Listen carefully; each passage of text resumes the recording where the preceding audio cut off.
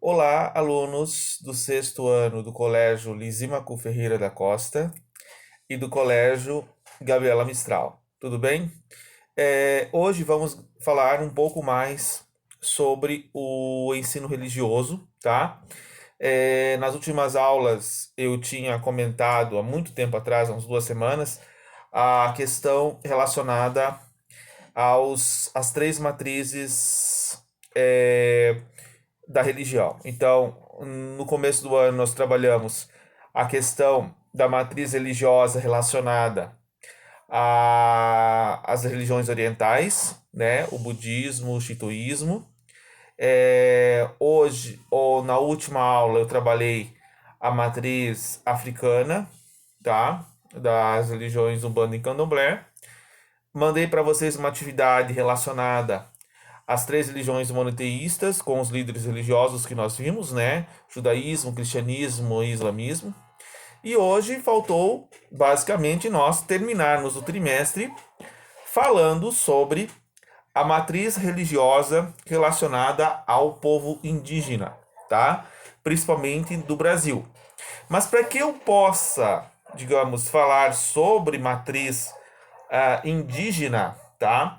Eu tenho que retomar um pouco alguns conceitos de ideias que estão ligadas a essa ideia da matriz, digamos, indígena, tá? Todo o povo primitivo, tá?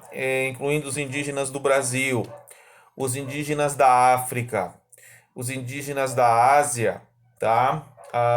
Do Polo Norte lá, os esquimós, e algumas outras populações que vivem em lugares extremos do Brasil, ou do Brasil não, do mundo, tá? Onde não tem comunicação, internet, a civilização propriamente dita, tá? Um exemplo, os pigmeus na África, nós temos ainda a manifestação religiosa, que foi, de certa forma, uma das primeiras manifestações, tá? A primeira religião do mundo surgiu dos povos nativos, tá?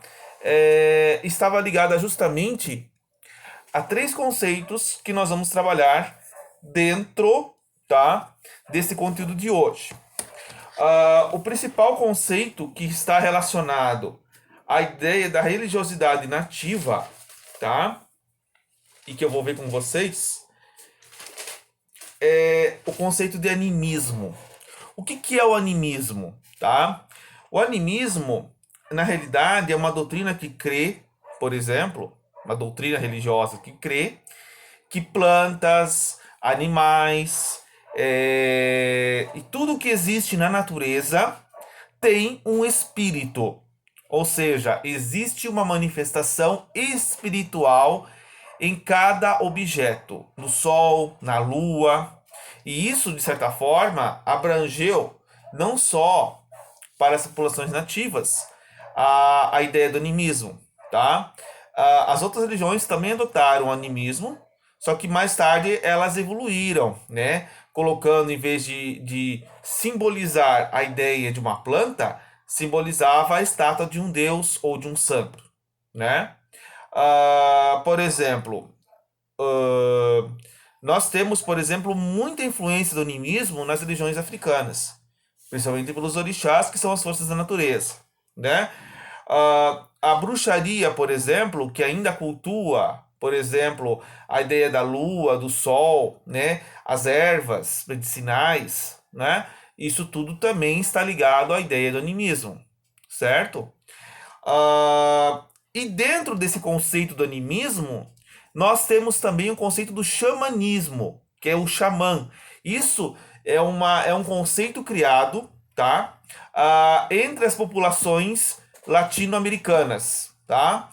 Incas, maias trouxeram esta influência do xamã. O que era um xamã? Xamã é um conjunto de crenças de ancestrais, ou seja, que engloba a prática da magia e a evocação para estabelecer contato com o mundo espiritual. Então, os índios, os indígenas, tá, da América Latina, eles tinham contato com a sua ancestralidade. O que é o ancestral? São as pessoas das famílias, das tribos, né, dos clãs, que viveram muitos anos atrás, antes das pessoas que estão vivendo agora. Ou seja, eles acreditavam que seus antepassados, né, poderiam ter influência de uma certa forma na sua prática religiosa. Isso até hoje nós temos isso em nossa cultura. Porque se você pensar, por exemplo, até mesmo na cultura cristã, né? A gente não segue o exemplo das pessoas que viveram lá na época da Bíblia, né? Os profetas, os patriarcas, também são pessoas que passaram algum conhecimento, né? Até mesmo das nossas famílias, né? A gente não guarda, por exemplo, conhecimentos e tradições trazidas dos nossos avós, nossos bisavós, né? Eu, por exemplo, tenho muita coisa que eu adquiri de conhecimento, né? Vinda dos meus antepassados. Uma delas é ser professor, por exemplo, né? Os meus avós foram professores, né? Meus tios são professores. Então, basicamente, eu, na verdade, herdei essa tradição, digamos, de passar o conhecimento para as pessoas, né?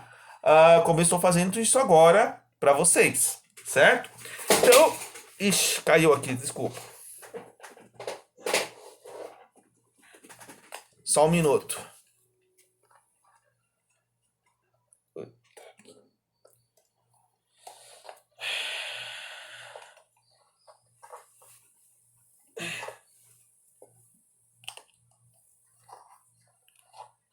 Desculpa, desculpa o transtorno aqui.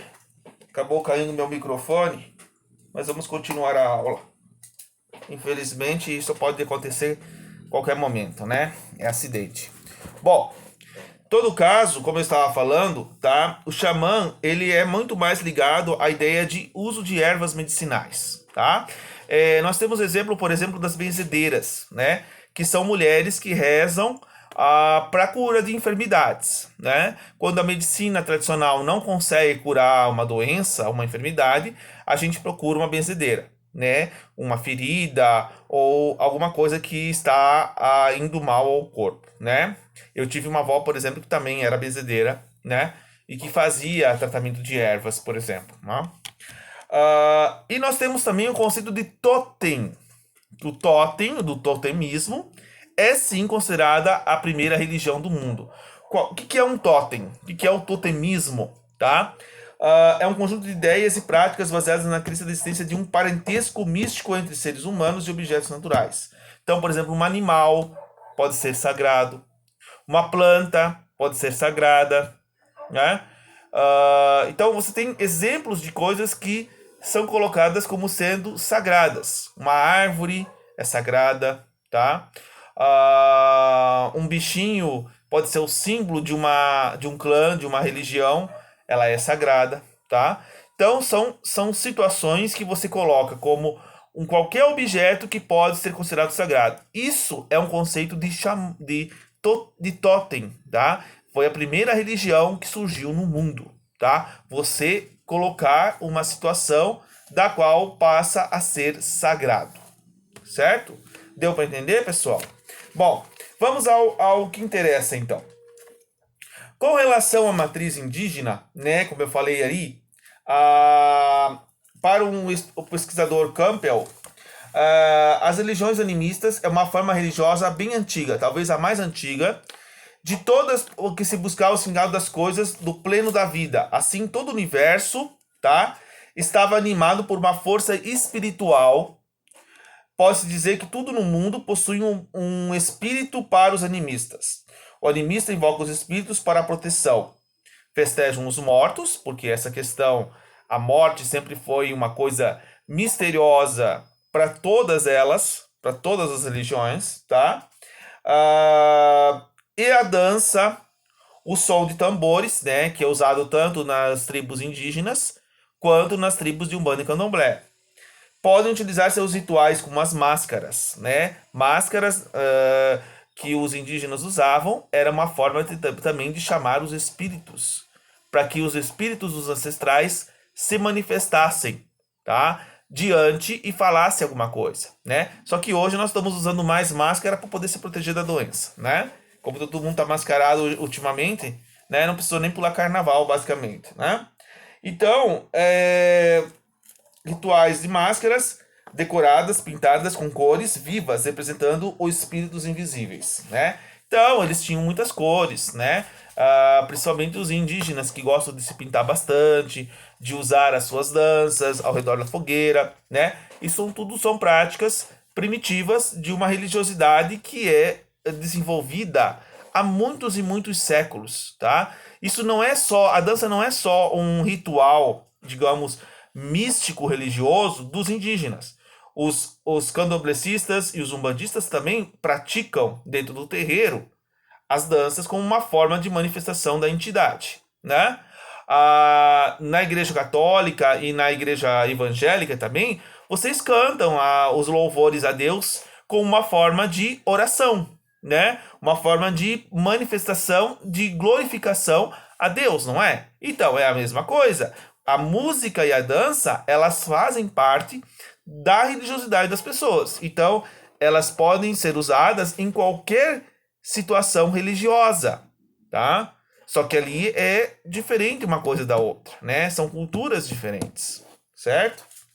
Bom, com relação aos índios, quer dizer, não é o termo mais usado, tá? Não se pode mais você chamar o indígena de índio, porque isso é um termo pejorativo, um termo preconceituoso, tá? Você tem que chamar a pessoa de indígena, nativo da terra, tá?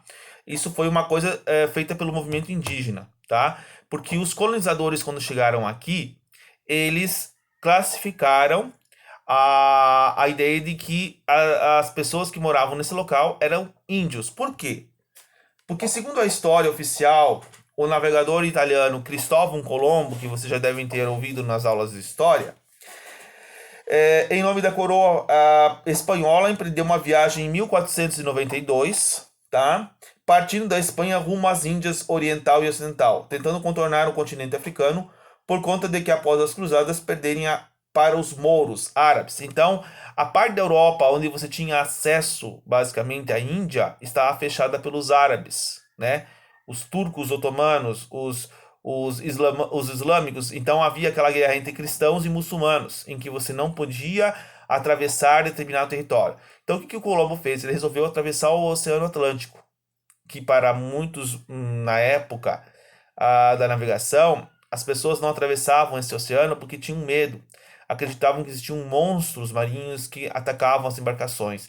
Então havia toda aquela figura mística medieval de que acreditar que existiam seres que poderiam destruir as pessoas e as pessoas poderiam se perder nesse local. Mas na realidade, eles sabiam de uma certa forma que além do Atlântico existiam algumas terras não conquistadas. Então já havia uma jogada política ali para conquistar terras além da Europa, né? Castigados por fortes tempestades, a frota ficou da deriva por muito tempo, até aportar em uma região continental que Colombo supostamente imaginou que fosse as Índias. Então ele atravessou o Oceano Atlântico acreditando que ia chegar nas Índias, mas infelizmente ele não chegou nas Índias. Ele achou um continente novo, que é o continente americano, né? Onde nós estamos vivendo hoje. Desta forma, os habitantes encontrados nesse continente foram denominados geralmente de índios. Contudo, a etnografia nos aponta que cada nativo pertence a um determinado povo, com uma cultura própria, uma língua, uma tradição diferente. São classificados como povos e nações. Então, várias tribos indígenas não são a mesma coisa. Guarani é diferente de Tupi. Tupi é diferente de Yanomami. Yanomami é diferente de Chavante, de qualquer outros. Eles são povos, são nações, tá? Eles têm uma língua diferente da outra. Por mais que eles são classificados como indígenas, todos eles têm uma certa diferença de tradição, eles têm uma certa diferença de dança, uma certa diferença de língua. Não é a mesma coisa, tá? É diferente, tá?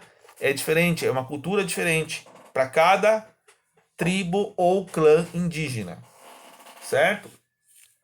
Muito embora os povos indígenas tenham negado o passado o nome de índio por entrarem em seu caráter pejorativo e discriminatório, reconhece o resultado dos novos estudos que apontam que, ao contrário do que foi dito, houve uma invasão espanhola e portuguesa, tá?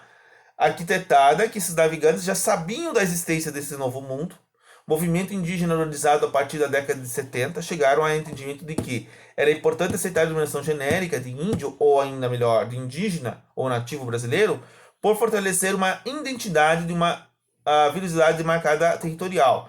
Então, eles hoje têm uma luta em comum. Qual é a principal luta do indígena? A preservação da floresta, a preservação das matas, a preservação do seu território onde eles moram. Tem aquela ideia, porque o índio é isso, o índio é vagabundo. Não, o índio tem uma cultura própria. Eles plantam, eles pescam, eles cuidam da floresta. Eles são os protetores da floresta, gente. Eles são os protetores dos nossos recursos naturais. Por que vocês acham que não está chovendo mais?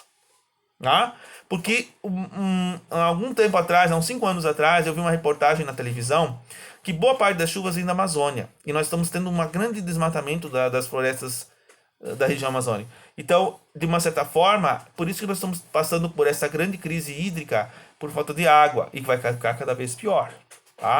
Se nós não tomarmos consciência de uma situação ecológica das nossas vidas, né, a água e todas as comidas vão acabar com o tempo. Aí nós vamos realmente ver o que é de fato uma crise. Porque esse negócio de doença que está sendo espalhada por aí, a gente até se protege com máscara hoje. Mas vai chegar um momento que nem máscara vai proteger mais. Porém, vamos continuar o assunto. Porém, o conceito de parentesco não significa que todos os índios ou indígenas sejam parentes consanguíneos ou semelhantes, do ponto de vista cultural e territorial. Significa simplesmente que consigam, de algum interesse, lutas em comum, direitos coletivos, reivindicação histórica. Então, eles buscam o quê? Uma luta histórica. Nós devemos uma dívida histórica devido à exploração desse povo, que foram feitos pelos nossos antepassados colonizadores. Porém, o indígena brasileiro, eles são distintos. Há uma vasta diversidade de crenças e religiosidade entre eles. Existem alguns povos que têm crenças em alguns deuses e outros que não têm crença em algum deus. Que para eles a floresta é a própria questão sagrada. Eles mesmos se consideram como pessoas sagradas. O próprio conceito de Guarani é o ser vivo, presente, em pé. O ser que anima, ele mesmo se considera sagrado, a floresta em si é sagrada. Então, ele tem esse conceito de sagrado. E nós não podemos pensar também que o indígena é aquele cara pelado, quase seminu, andando na floresta com aquelas penas nas cabeças e com aquela flecha na mão. Hoje o índio ele pode estar inserido na sociedade como qualquer um de nós. Ele pode ser um médico, ele pode ser um professor, ele pode ser, digamos, um operário, ele pode ser um engenheiro. Ele tem que estar inserido dentro da sociedade atual do homem branco. Porém, ele não pode deixar de ter a sua tradição guardada consigo. Por exemplo, olha o meu caso, eu sou um professor, branco, católico, que estou dando aula para vocês agora. Porém, eu tenho dentro de mim tradições e costumes que eu herdei da minha família, que eu não vou deixar de ter. Eu não vou deixar de tomar chimarrão, que eu realmente gosto, que é uma coisa de gaúcho, Eu não vou deixar de comer carne, porque eu adoro comer carne, Isso vem das minhas tradições anteriores. Eu gosto de ouvir música gauchesca. Eu gosto de andar vestido a caráter, porque isso é uma coisa que a gente traz, dos nossos antepassados, Então, coisas que nós trazemos dentro das nossas famílias, que nós temos uma cultura, seja você português, polonês, da descendência polonesa, ou da descendência negra, ou da descendência indígena, você vai trazer uma tradição dentro da sua família que você não tem que ter vergonha disso. Você tem que manifestar a sua cultura, certo? E isso, ao mesmo tempo, você tem que também vivenciar numa sociedade que é diversa, o índio também, o indígena também, ele não é mais aquela pessoa que está lá vestida só com penas, Existem índios assim, indígenas assim até hoje, mas existe uma grande maioria que já está dentro da sociedade. As pessoas têm que mudar um pouco essa noção, de achar que o indígena é aquele cara que está ficando dentro do mato. Não é bem assim. Ele pode ter celular, ele pode ter internet, ele pode ter uma casa, tá? Isso nada impede. Ele não vai deixar de ser indígena por ter um carro do ano, tá? Ele vai continuar tendo sua cultura. As pessoas têm que tentar entender isso, né? Porque se você não inserir, digamos, o indígena na globalização que está hoje, na sociedade que está hoje, a tendência dele é morrer, né? É exterminar. Mas temos que também preservar aquelas populações indígenas que estão ainda dentro dos seus territórios naturais. Porque se você tirar a floresta deles e tirar a tribo ou o local onde eles estão, é como se alguém chegasse na tua casa assim, não, agora você não vai morar mais aqui, você vai se separar da sua família, você não vai morar mais nessa cidade, você vai ser julgado numa outra cidade. Você, ou seja, é como se você morasse aqui, digamos, em Curitiba. Não, agora você vai passar a morar lá em São Paulo ou lá no Rio de Janeiro. Mas lá eu não conheço nada, eu não sei viver naquele local, a cultura é diferente. Então imagine numa situação como essa. É como se eu tirasse de vocês o shopping, o parquinho, tudo que vocês têm e colocasse num lugar que vocês não estão acostumados. É legal isso? Não é, tá? Então a gente tem que pensar que, além de eles serem pessoas que vivem numa cultura diferente, eles são seres humanos, como nós, tá? Eles também têm sentimentos. Eles também têm consciência racional. Eles não são burros, eles são inteligentes. E tem muitos deles que já são formados, inclusive, em universidades. Basta você pesquisar e você verá, tá? Segundo Helene Caster, a religiosidade guarani passa a ser caracterizada como xamanismo. Ela possui diferença no que diz respeito à organização e processo de organização dos povos indígenas. O xamanismo parece oferecer a toda a América uma notável homogeneidade. O Guarani, contudo, é mais outra coisa do que o... Desculpa aqui, peraí. Então, por exemplo, o povo Guarani é uma das tribos indígenas que em maior extensão no Brasil, tá? Tanto que quando nós falamos da língua indígena, nós falamos da língua tupi-guarani, tá? Então, nós temos esse conceito, tá? E hoje, se nós pararmos a pensar numa situação atual, em situação, digamos, quando nós pensamos na atualidade do Brasil, tá? Nós também adquirimos muita coisa dos indígenas, tá? Muita coisa do indígena, ele foi, digamos assim, passado para nós. Um exemplo, tá? Nós temos muitas cidades hoje que têm um nome indígena. Curitiba significa grande quantidade de comida, de pinhão. Guarapuava significa grande quantidade de lobos. Paraná significa grande rio caudaloso. Isso são tudo palavras indígenas. Um exemplo que nós ganhamos da tradição indígena também e que ninguém sabe: o hábito de tomar banho. Se não fosse os indígenas que nós tivemos no Brasil, ninguém hoje tomaria banho em casa, tá? O Brasil é um dos poucos países do mundo que as pessoas tomam um banho por dia, certo? Porque lá na Europa as pessoas não tomam banho, lá é muito frio, tá? Por isso que o perfume francês, ele ajuda a pessoa a abafar um pouco o cheiro, né? Outro hábito, comer fruta. As pessoas quase não comem fruta. O hábito de comer fruta veio dos indígenas. O hábito de você andar descalço em casa ou em algum lugar também é do indígena, tá? O hábito de você deitar em redes, principalmente na praia ou em algum lugar, é um hábito indígena, tá? Existem muitos hábitos.